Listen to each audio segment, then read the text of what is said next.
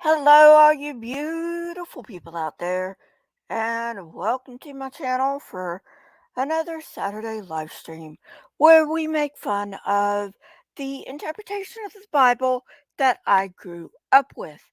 Please note, this is not a correct interpretation of the Bible, if you can call any interpretation of the Bible correct. Um,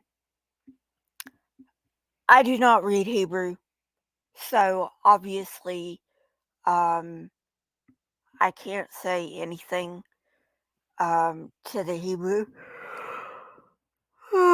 Excuse me. All right. Sorry about that.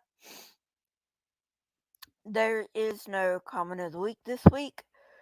So we will go right on into uh, the Bible and my commentary on it. And this week we are in Job 10 through 13. Alrighty. Um, so let's go. Chapter 10. I loathe. This is Job talking, by the way. I loathe my very life, therefore I will give free rein to my complaint and speak out in the bitterness of my soul. I say to God, do not declare me guilty, but tell me what charges you have against me. Does it please you to oppress me, to spurn the work of your hands, while you smile on the plans of the wicked? Do you have eyes of flesh? Do you see as a mortal sees? Are your days like those of a mortal? Or your years like those of a strong man, that you must search out my faults and probe after my sin, though you know I am not guilty and that no one can rescue me from your hand. Okay, I just remembered I forgot to share this. So, forgive me. Excuse me. I'll go ahead and share it now. Uh, had a rough night. That's why I'm yawning. Um, alrighty.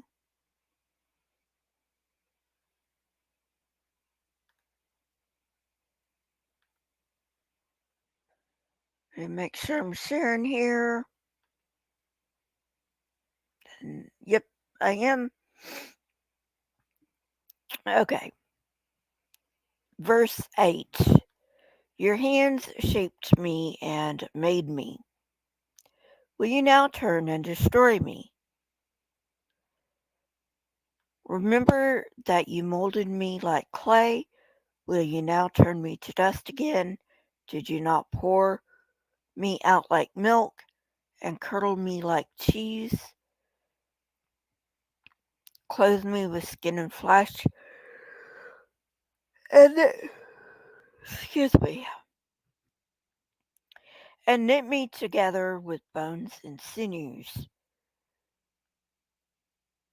You gave me life and showed me kindness, and in your providence watched over my spirit.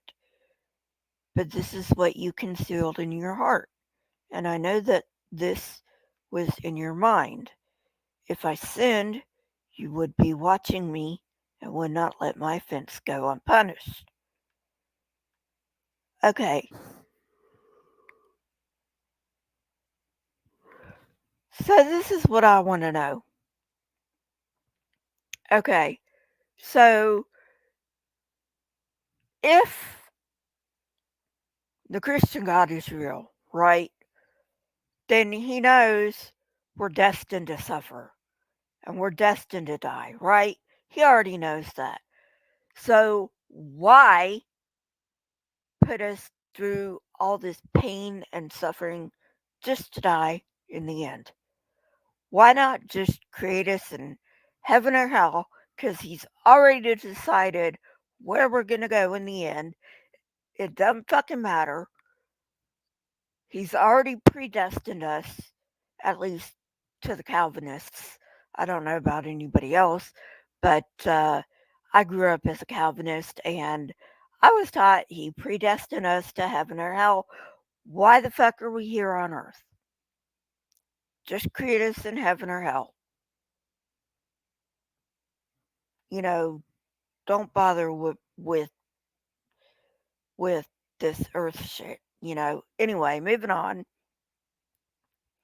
Verse 15. If I am guilty, woe to me. Even if I am innocent, I cannot lift my head, for I am full of shame and drowned in my affliction. Why are you full of shame? If you're righteous, you shouldn't be full of shame, but you know, those words are kind of meaningless. Um, you know, righteous, sinful, those are meaningless words. Um,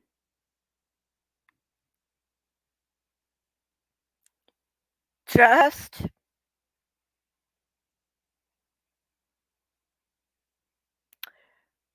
just would be a better word than righteous, I would say.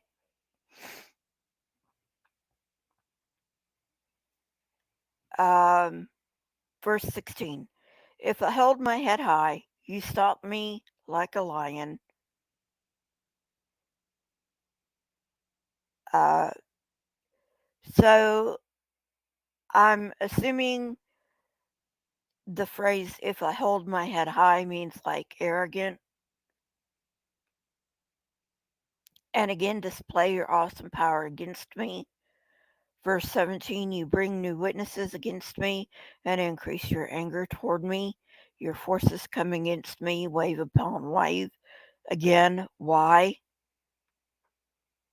Um, doesn't make any sense. Verse 18, why then did you bring me out of the womb? Exactly, Job, exactly. I wish I had died before any eye saw me. If only I had never come into being or had been carried straight from the womb to the grave. Are not my few days almost over? Turn away from me so I can have a moment's joy before I go to the place of no return, to the land of gloom and utter darkness, to the land of deepest night, of utter darkness and disorder, where even the light is like darkness. Okay, well, you know, I'm like, I feel you, Job. I mean, been there, done that. I think every single human's been there or done that to differing degrees. I have major depression, which is a real mental illness, and you know, people who do not have major depression have not been there as far deep down as I have, or as people with major depression have been, but I think we've all been there to differing degrees. Chapter 11. Then Zophar the Naamathite replied, are all these words to go unanswered? Is this talker to be vindicated? Will your idle talk reduce others to silence? Will no one rebuke you when you mock? You say to God, my beliefs are flawless, and I am pure in your sight. Oh, how I wish that God would speak, that he would open your lips against you and disclose to you the secrets of wisdom. For true wisdom has two sides. Know this, God has even forgotten some of your sin. Oh, great Zophar, blame the victim. Yeah. Now we know where the game Blame the Victim came from, huh? All right, moving on. Verse 7. Can you fathom the mysteries of God? Can you probe the limits of the Almighty? They are higher than the heavens above. What can you do? They are deeper than the depths below. What can ye know? Their measure is longer than the earth, and wider than the sea. If he comes along and confines you in prison, and convenes a court, who can oppose him? Surely he recognizes deceivers, and when he sees evil, does he know? Does he not take note? Yeah, this is like might makes right. Live with it. It doesn't matter whether he's in the wrong or not. Doesn't matter whether God's in the wrong or not. Might makes right. He can do whatever he goddamn fucking wants to do. Verse 12. But the witless can no more become wise than a wild donkey's colt can be born human. Yet if you devote your heart to him and stretch out your hands to him, if you put away the sin that is in your hand and allow no evil to dwell in your tent, then free of fault you will lift up your face, you will stand firm and without fear. You will surely forget your trouble, recalling it only as waters gone by. This reminds me of prosperity gospel. I'm sure this is not prosperity gospel, but that's what this reminds me of. Seriously. All right, verse 17. Life will be brighter than noonday, and darkness will become like morning. You will be secure because there is hope. You will look about you and take your rest in safety. You will lie down with no one to make you afraid, and many will court your favor, but the odds of the wicked will fail, and escape will elude them. Their hope will become a dying gasp. Chapter 12. Then Job replied, doubtless you are the only people who matter, and wisdom will die with you. I have no idea what that means. Verse 3. But I have a mind as you But I have a mind as well as you. I am not inferior to you. You go, Job, tell him off. Who does not know all these things? I have become a laughing stock to my friends, though I called on God and he answered, a mere laughing stock, though righteous and blameless. Those who are at ease have contempt for misfortune as the fate of those whose feet are slipping. Yeah, you tell it like it is, Job. Verse 6. The tents of marauders are undisturbed, and those who provoke God are secure. Those God has in his hand, but ask the animals, and they will teach you, or the birds in the sky, and they will tell you, or speak to the earth, and it will teach you, or let the fish of the sea inform you. Which of all these does not know that the hand of the Lord has done this, and his hand is the life of every creature and the breath of mankind? Does not the ear test words as the tongue tastes food? Is not wisdom among the aged? Uh, I know a few old folks that are not wise, Job. More than just a few. Does not long life bring understanding? No, it really doesn't. You have to work hard for that shit. Verse 13. To God belong wisdom and power, counsel and understanding are his. What he tears down cannot be rebuilt. Those he imprisons cannot be released. If he holds back the waters, there is drought. If he lets them loose, they devastate the land. To him belong strength and insight. Both deceived and deceiver are his. Exactly. Exactly. By the way, that means that atheists have no choice but to be atheists because basically God deceived them. Verse 17. He leads rulers away stripped and makes fools of judges. He takes off the shackles put on by kings and ties a loincloth around their waist. He leads priests away stripped and overthrows officials long established. He silences the lips of trusted advisers and takes away the discernment of elders. He pours contempt on nobles and disarms the mighty. He reveals the deep things of darkness and brings utter darkness into the light. He makes nations great and destroys them. He enlarges nations and disperses them. He deprives the leaders of the earth of their reason. He makes them wander in a trackless waste. They grope in darkness with no light. He makes them stagger like drunkards.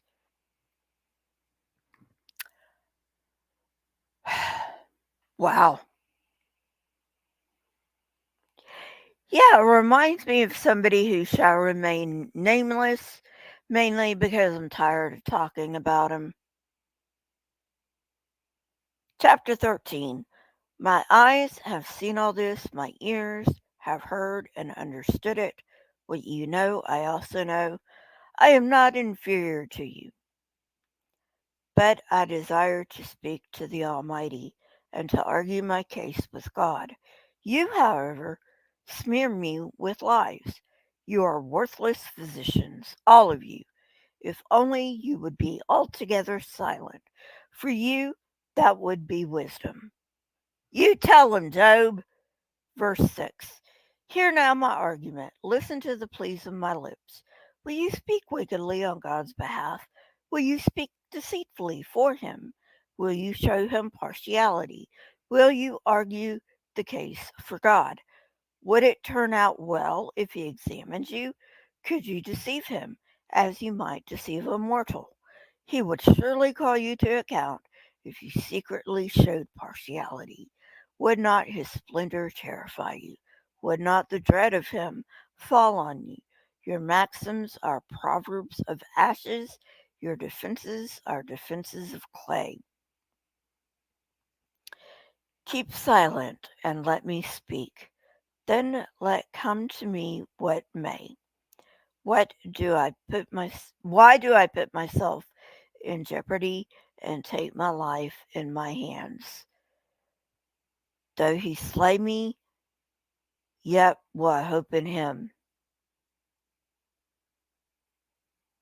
That's not being very wise, Job. Why? That doesn't make any sense. I will surely defend my ways to his face.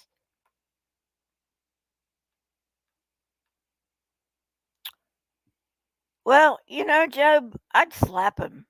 That's what I'd do if I were you, but eh, to each his own. Verse 16. Indeed, this will turn out for my deliverance, for no godless person would dare come before him. Listen carefully to what I say. Let my words ring in your ears. Now that I have prepared my case, I know I will be vindicated.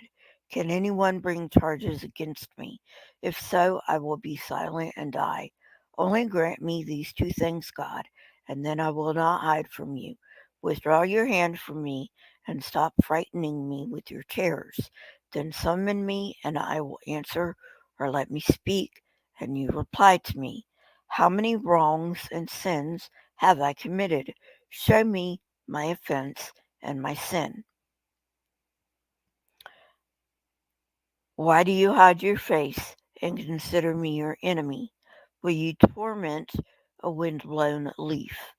Will you chase dry, after dry chaff? I don't know how to pronounce that. For you write down bitter things against me and make me reap the sins of my youth. You fasten my feet in shackles. You keep close watch on all my paths by putting marks on the soles of my feet, so man wastes away like something rotten, like a garment eaten by moths.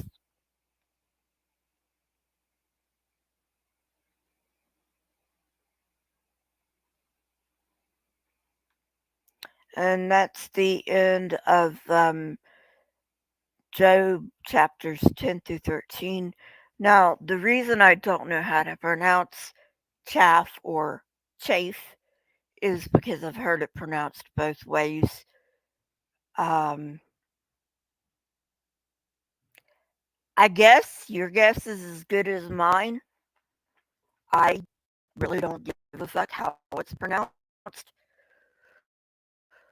Uh, at any rate,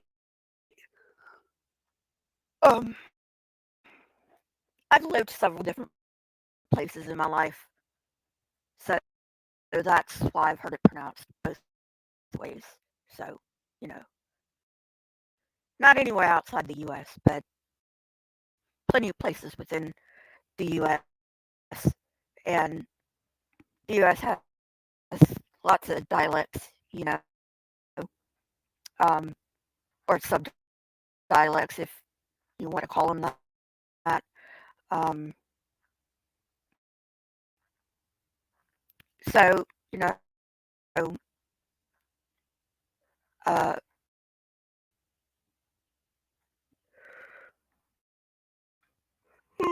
excuse me. So, anyway, I'll probably be on later today. Um, sorry I wasn't on yesterday. I had one of my migraines, um, and I was sleeping all day because of my migraine. So, I will see you later on today. Don't know which one I'm going to do yet, but I will do one of my other live streams later on today. So, I will let you go and you have a nice day. Don't forget, thumb up the video. Subscribe if you haven't. If you've already subscribed, make sure you're still subscribed. YouTube loves unsubscribing people. Also, if you are financially able, please become a member of this channel. Can become a member for as low as 99 cents a month. If you are not financially able, do not even think about it. Okay? Want to make that perfectly abundantly clear. If you are not financially able, do not even think about it. Take care of yourself first. And I will see you later on today.